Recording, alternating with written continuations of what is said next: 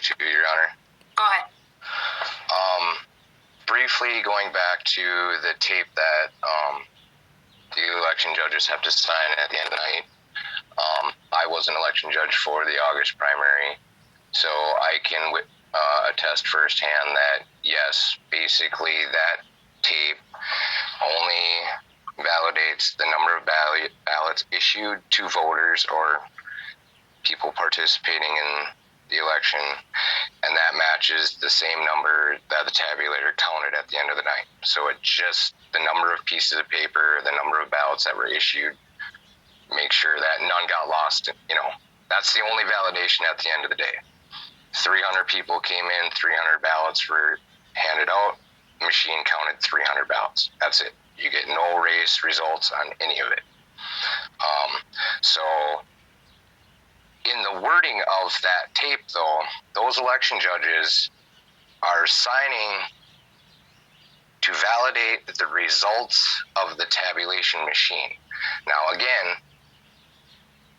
they are signing that the tabulator has accurately counted all of the votes, all of the races.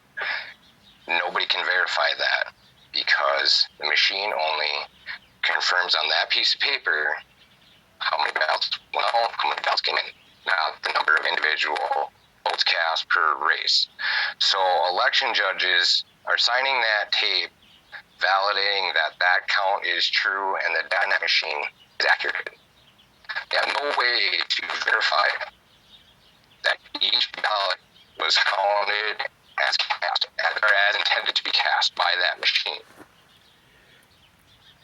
Nobody puts their hands on those ballots to validate the exact tallies at the end of the night that match the data of the race results that the machine produces that gets uploaded and sent off to the county or the Secretary of State. No election judge in that precinct can validate that the totals of those results are accurate. Does that make sense? Yeah, I understand what you're saying. Thank you.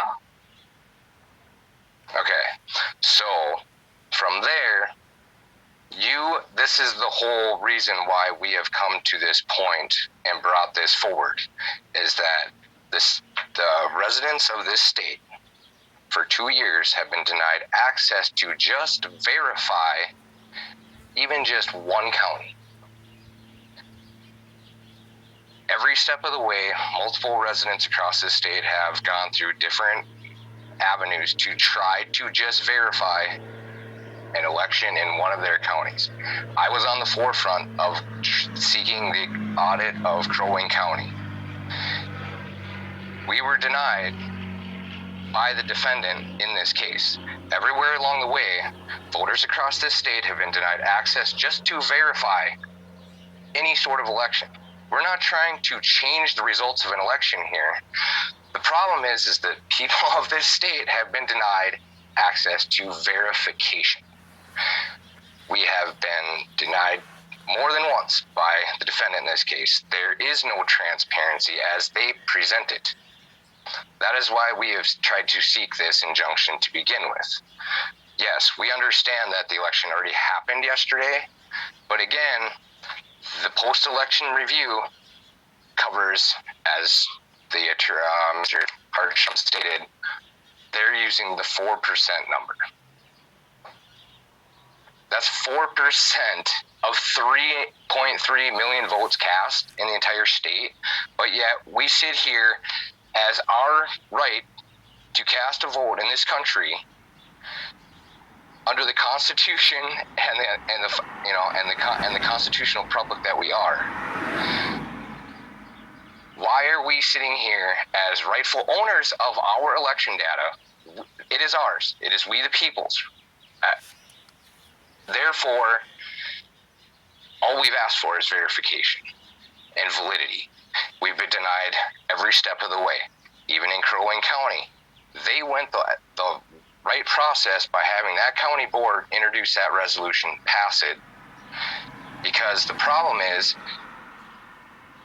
you have to get access and be granted access to any sort of ballot data from the Secretary of State's office. They claim they don't have the data and everything's at the county level. Yes, all the ballots, all that election data is held at the county level. But the people at the county level can't even have access to it in a legal resolution passed by that county board because the Secretary of State even said no.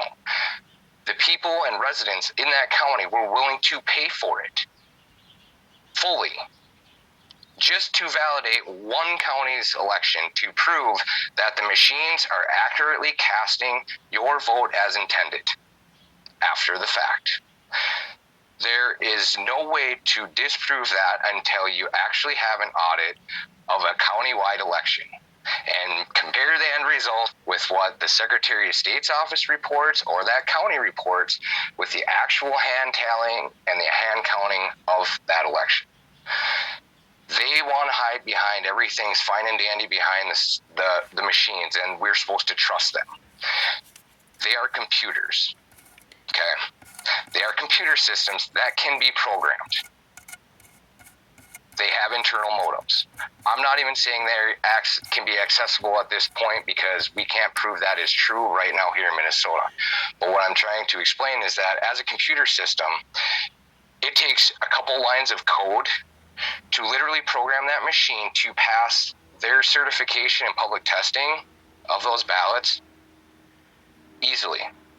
If their public testing is 150 votes for that day, that system can be programmed literally with a couple lines of code to make sure that those 150 ballots, everything passes with true date flying colors. So on election day, ballots numbered, say we get to now 3 ballots into election day, that computer program now hits a trigger that has been pre-programmed in the system. Therefore, it can be taking your digital image of your ballot, reading it, but then the actual information, how it receives it, it can fractionalize your vote digitally. Say, if you vote for candidate A, your vote can be digitally split, say 66 or 67-33. So therefore, only 67% of your vote is going up to that candidate that you voted for. The other 33% can be shaved off and slid over here. So that at the end of the night, all you see is whole numbers that machine has has produced on its results, on its thumb drive, whatever, how that data is transferred. It only produces the whole numbers. There is no way to verify whether or not that is happening, even though that has been proven across this country in many cases that did happen. So here in Minnesota, we've been held against, we've tried every sort of way to at least validate that isn't happening. We've been denied every step of the way by the defendant, and now here we are 2 years later still trying to just validate that our machines are actually working as properly, as intended, as they advertise, but we can't even get that through one county and through actual government level county board authorizing that, totally being denied. We could have had this done in January. That was when that was passed. And so, again, that's the whole point here, is nobody in this state has been able to validate that those machines actually do carry out as they are intended. Even that post-election review is 2 townships, maybe, or 2 precincts, maybe 3 within one county. How many other precincts do you have, and how many other precincts are there in Minnesota? That is the main point here, is the people we have standing to gain access to be, we have standing to be granted validity and transparency, and we've been denied by the defendant. So I'm kind of going back to the same thing, but that's pretty much all I have on that. Thank you.